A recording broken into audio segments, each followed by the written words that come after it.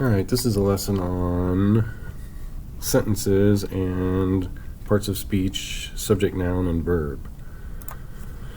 So, we're going to talk about sentences and parts of speech. Questions to think about. Can a word be both a noun and a verb?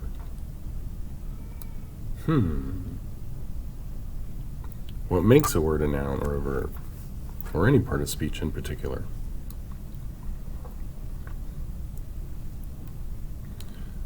How many types of sentences are there? Hopefully you remember this from Monday. What makes a sentence a sentence? What is the definition of a sentence? So thinking about words, and can they be nouns and verbs, and what makes a sentence a sentence? She will jump farther than him today. In this sentence, jump is the verb. That's what she is going to do. She's going to jump. That's the action. She can win with the longest jump. In this sentence, the word jump is a noun. It's the thing that she can win with. So in this sentence, jump is a noun. In this sentence, jump is a verb. Just like two words can mean something different, pool can mean a swimming pool or the game pool.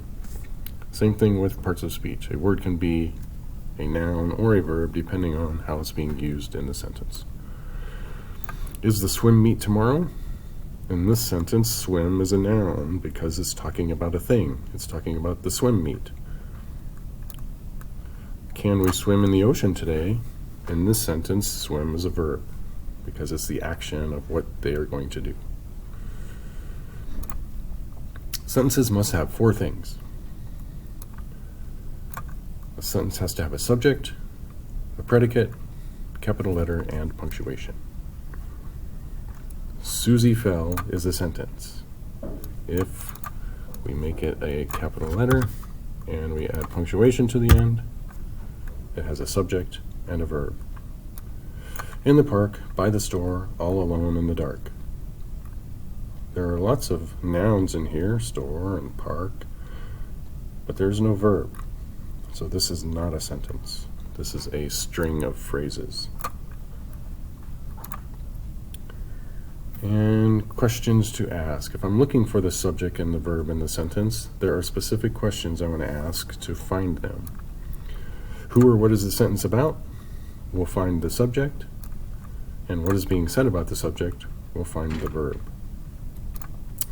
If I go back to these sentences, who or what is the sentence about? It's about she.